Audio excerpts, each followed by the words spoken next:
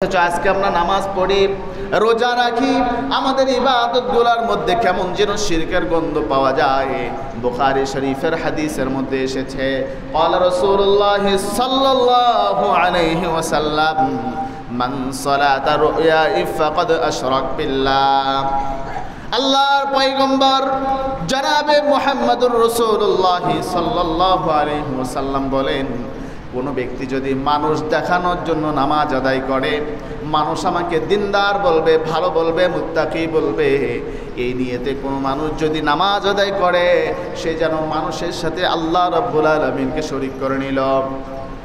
এই শরীক করবার কারণে, এই ভয়াবহ অপরাধ করবার কারণে এই নামাজ কিয়ামতের ময়দানে তার জাহান্নামে যাওয়ার কারণ হয়ে দাঁড়িয়ে যায়। আল্লাহর হাবিব বলেন, সে নামাজ পড়েছিল মানুষ দেখানোর জন্য, কিয়ামতের ময়দানে এই নামাজ তার কোনো কাজে আসবে না। এই নামাজটাকে উপর করে জাহান্নামের মধ্যে নিক্ষেপ করে দিবে। নামাজ পড়তে হবে কেবলমাত্র আল্লাহকে দেখানোর জন্য, আর এই নামাজ পড়তে হবে রাসূলের তরিকা অনুযায়ী। রাসূল করিম সাল্লাল্লাহু আলাইহি ওয়াসাল্লাম যেভাবে নামাজ শিখিয়েছেন সেভাবে নামাজ আদায় করতে হবে। আল্লাহর পয়গম্বর বলেন, সল্লু কামা রাআইতুমুনি উসাল্লি, সেভাবে নামাজ পড়ো যেভাবে আমি রাসূলকে তোমরা নামাজ পড়তে দেখো। সুবহানাল্লাহ। কিন্তু রাসূলের তরিকা আজকে আমাদের মধ্যে নেই। আজকে আমরা নামাজ পড়ি, নামাজের মধ্যে তাড়াহুড়া শুরু করে দেয়, ঠিক না?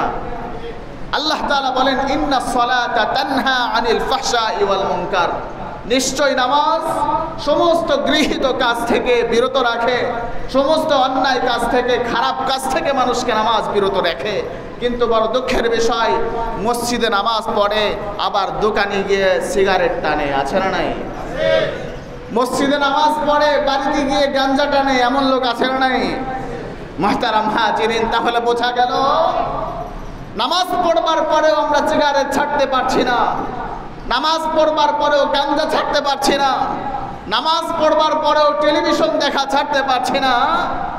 তাহলে বোঝা গেল রাসূলুল্লাহ যে নামাজ শিখিয়েছেন সেই নামাজ আমাদের যথার্থভাবে হচ্ছে না। কথা বলেন ঠিক কিনা?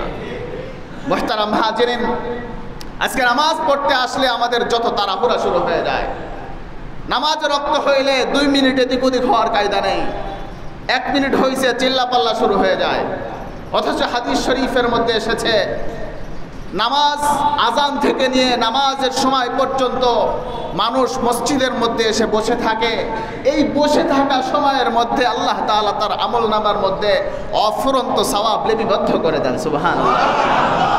চায়ের দোকানের মধ্যে ঘন্টার পর ঘন্টা সময় ব্যয় করতে পারি, কোনো অসুবিধা নেই। মসজিদের মধ্যে এসে কিছু সময় বসে থাকলে শরীরে জারা ধরে যায়, এমন মানুষ আছে না নাই? মুহতারাম হাজিরিন, মসজিদে বসে থাকলেও ইবাদত। এক নামাজ থেকে নিয়ে আর এক নামাজ সময় পর্যন্ত মানুষ যদি বসে থাকে, মুয়াজ্জিন সাহেবের আজানের পর নামাজের অপেক্ষায় মুসল্লিরা যে বসে থাকে মসজিদের মধ্যে, আল্লাহ তাআলা এই বসে থাকবার কারণে তার আমল নামার মধ্যে অফুরন্ত সওয়াব লিপিবদ্ধ করে দেন। সুবহানাল্লাহ।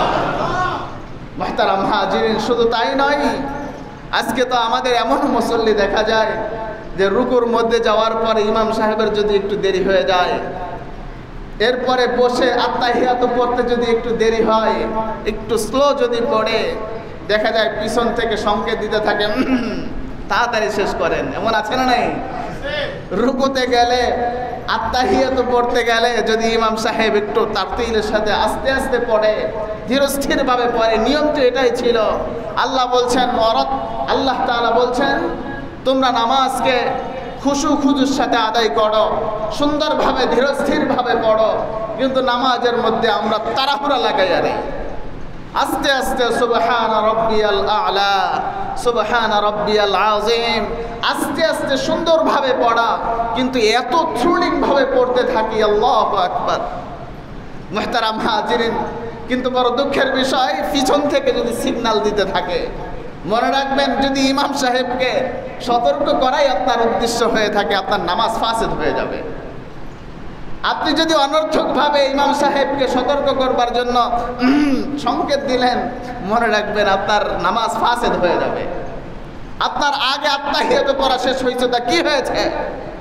আপনার আগে সুবহানাল্লাহ, সুবহানা রাব্বিয়াল আযীম পড়া শেষ হয়েছে, তা কি হয়েছে? নামাজ ফাজলামি করার জায়গা নয়, শেষ হয়েছে, চুপ করে বসে থাকো। সংকেত দিবেন না আপনারা। সংকেত যদি ইমাম সাহেবকে দেওয়ার জন্য হয়ে থাকে, নামাজ ফাসেদ হয়ে যাবে। নামাজের মধ্যে অনর্থকভাবে কাশি দেওয়া যায় না, কিন্তু অনেক মুসলমান জানেও না। আবার অনেকে দেখা যায় নামাজের মধ্যে ঘড়ির দিকে তাকায়, আছে না নাই? এটা কি?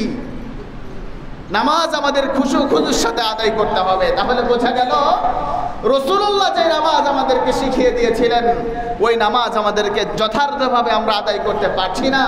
সেজন্যই আমাদেরকে নামাজ বিরত রাখতে পারে না অন্যায়মূলক কাজ থেকে। মুহতারাম হাজিরিন, যাই হোক, আমাদেরকে যথার্থভাবে রাসূলের তরিকা অনুযায়ী নামাজ আদায় করতে হবে। বলছিলাম শিরকের গুনাহ আল্লাহ তাআলা কোনোদিন মাফ করবেন না। সমস্ত গুনাহকে মাফ করবেন, কিন্তু শিরকের মতো ভয়াবহ গুনাহ আল্লাহ কোনোদিন মাফ করবেন না। আল্লাহ তাআলা তিনার পয়গম্বর হযরতে মূসা আলাইহিস সালাম রাস্তা দিয়ে হেঁটে যান। লক্ষ্য করলেন রাস্তার পাশে একজন বুজুর্গ ব্যক্তি দাঁড়ানো, পাথরের উপরে দাঁড়িয়ে দাঁড়িয়ে ইবাদত করে। পয়গম্বর হযরতে মূসা আলাইহিস সালাম ডাক দিয়ে বলেন, ও বুজুর্গ ভাই, তুমি এখানে কতদিন ধরে ইবাদত বন্দেগী করো? বুজুর্গ হযরতে মূসা আলাইহিস সালামকে ডেকে বলেন, আমি এই পাথরের উপরে 400 বছর বসে বসে ইবাদত বন্দেগী করি। পয়গম্বর হযরতে মূসা আলাইহিস সালাম বলেন, তুমি যে এখানে বসে ইবাদত করো, অন্যত্র যাও না। তোমার খাবার দাবারের ব্যবস্থা কি করে হয়?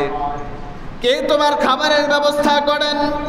বুজুর্গ ব্যক্তি ডাক দিয়ে বলেন, আমি যেই মালিকের ইবাদত করি, যেই মালিকের গোলামি করি, যে আল্লাহ রাব্বুল আলামিনের ইবাদত বন্দেগী করি, আমার যখন খাবারের প্রয়োজন হয়, আল্লাহ রাব্বুল আলামিন স্বয়ং নিজে জান্নাত থেকে আমার জন্য খাবার পাঠিয়ে দেন। পয়গম্বর হযরতে মূসা আলাইহিস সালাম আশ্চর্য হয়ে গেলেন, আরে এই ব্যক্তির জন্য নাকি জান্নাত থেকে খানা পাঠানো হয়? পয়গম্বর হযরতে মূসা আলাইহিস সালাম বুজুর্গ ব্যক্তিকে ডাক দিয়ে বলেন, তোমার জীবনের কোনো আশা আছে নাকি? বুজুর্গ ব্যক্তি ডাক দিয়ে বলেন, হ্যাঁ, আমার জীবনে বড় বড় 2টা আশা রয়েছে। 1 নম্বর আশা, আমি আল্লাহ রাব্বুল আলামিনের কাছে অসংখ্যবার দোয়া করেছি, আল্লাহ রাব্বুল আলামিন যেন এই জামানার সবচেয়ে বড়, এই জামানার রাসূল, এই জামানার আম্বিয়া হযরতে মূসা আলাইহিস সালামের সাথে আল্লাহ রাব্বুল আলামিন যেন আমার মোলাকাত করাইয়া দেন। অনেক দিন ধরে আমি দোয়া করতেছি, আল্লাহ যেন মূসা আলাইহিস সালামের সাথে মোলাকাত করাইয়া দেন।